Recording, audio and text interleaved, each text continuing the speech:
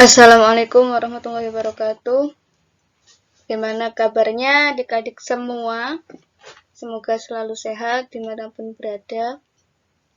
Sekarang kita sudah mulai pembelajaran daring lagi setelah kemarin melaksanakan penilaian tengah semester. Semoga semangatnya masih tetap terjaga ya. Untuk pertemuan kali ini kita masuk ke bab 3, yaitu tentang teks eksposisi. Yang pertama kita bahas yaitu tentang mengidentifikasi teks eksposisi. Jadi pertama kita harus tahu dulu apa sih teks eksposisi itu. Teks eksposisi dapat dijumpai di media massa, yaitu koran, majalah, dan lain-lain. Kalau kalian suka membaca koran, pasti kalian akan sering menemukan teks eksposisi. Bentuk teks eksposisi dalam media massa bisa berupa esai, tajuk rencana atau editorial, atau tanggapan kritis. Kalian bisa lihat contohnya di koran yang ada di pondok atau yang di rumah kalian masing-masing. Kemudian ketika kalian menyampaikan uraian dan di dalamnya terdapat banyak pendapat pribadi, dengan tujuan untuk meyakinkan orang, berarti kalian sedang menyampaikan teks eksposisi. Jadi, dari penjelasan di atas, apakah teks eksposisi itu? Apakah kalian sudah paham? Coba kalian tulis sendiri pengertian teks eksposisi menurut bahasa kalian masing-masing. Dalam mengidentifikasi teks eksposisi, kita perlu memahami apa saja unsur-unsur yang ada di dalam teks eksposisi. Sekali lagi, teks eksposisi mengemukakan sejumlah pendapat disertai fakta. Teks eksposisi berupa penilaian, dorongan, ajakan tertentu kepada khalayak. Unsur yang pertama dalam teks eksposisi yaitu gagasan dan fakta. Apa perbedaan gagasan dan fakta? Kalau gagasan, nama lainnya adalah ide atau pendapat.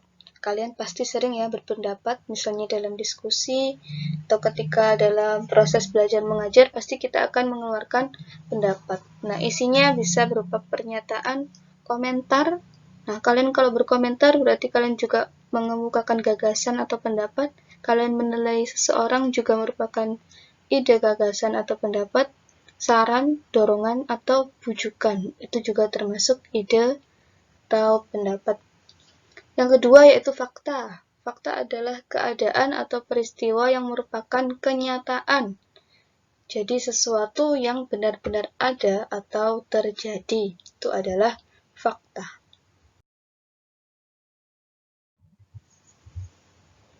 Unsur yang kedua yang perlu kita ketahui dalam teks eksposisi yaitu pola pengembangan atau bagaimana cara kita mengembangkan suatu paragraf yang berupa teks eksposisi. Yang pertama kita harus ketahui adalah pola umum khusus. Pola ini menyajikan ide pokok pada bagian awal paragraf, kemudian diikuti oleh ide-ide penjelas. Sedangkan yang B, pola khusus ke umum, berarti hal-hal yang bersifat khusus kemudian terakhir disimpulkan atau dirangkum menjadi sesuatu yang umum. Kemudian yang C, pola ilustrasi.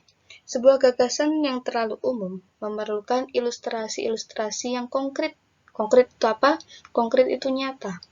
Ilustrasi-ilustrasi tersebut berfungsi untuk membuktikan suatu pendapat.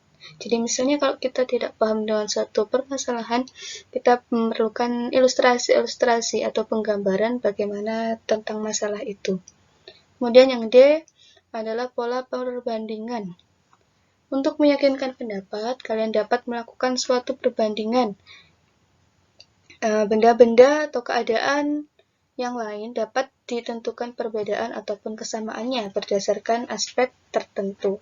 Jika sebuah teks eksposisi menyajikan sebuah perbandingan, maka pola pengembangannya termasuk pola perbandingan.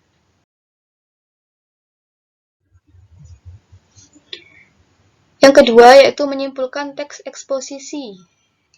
Nah, bagaimana cara kita menyimpulkan sebuah teks eksposisi? Yang perlu kita perhatikan adalah gagasan umumnya sebagai dasar penyimpulan isi teks. Setiap teks eksposisi memiliki banyak gagasan atau yang sering disebut dengan rangkaian gagasan. Rangkaian gagasannya bisa berupa gagasan umum dan gagasan khusus. Ini adalah contoh tabel. Sebelah kiri gagasan umum dan sebelah kanan gagasan khusus. Dari tabel ini, apakah kalian sudah bisa membedakan antara gagasan umum dan gagasan khusus? Kalau gagasan umum berisi tentang sesuatu yang masih umum. Misalnya di sini tentang kebiasaan masyarakat dalam membuang sampah sembarangan merupakan penyebab dari rusaknya jalan dan banjir. Nah, pada gagasan khusus dijelaskan lagi penyebabnya itu berupa apa saja. Yang pertama ada secari kertas yang dibuang oleh seorang pelajar. Kemudian ada sampah-sampah. Kemudian warga mengeluh setiap hari melalui media cetak dan elektronik tentang peristiwa rusaknya jalan dan banjir. Nah, itu merupakan gagasan khusus yang mendukung gagasan umum.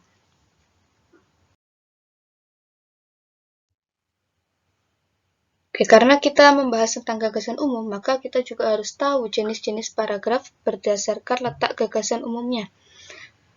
Mungkin kalian masih ingat, dulu pernah diajarkan di SD atau MI, atau di kelas 1 dulu, kelas 1 pernah diajarkan tentang jenis-jenis paragraf. Ada 3 macam, yaitu paragraf deduktif, gagasan umumnya di awal, paragraf induktif, gagasan umumnya di akhir, dan paragraf campuran. Letaknya kalimat utamanya atau gagasan utamanya ada di awal dan di akhir. Kalimat terakhir paragraf sebagai penegasan dari pernyataan yang dikemukakan dalam kalimat pertama.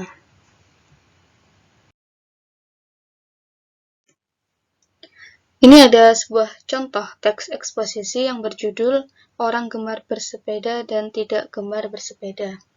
Nah, dalam teks ini berisi banyak sekali pendapat atau gagasan dan juga fakta-fakta. Silakan kalian baca, kalian pause dulu videonya, kalian tulis, kalian catat di buku masing-masing, kemudian baru kalian lanjutkan lagi videonya.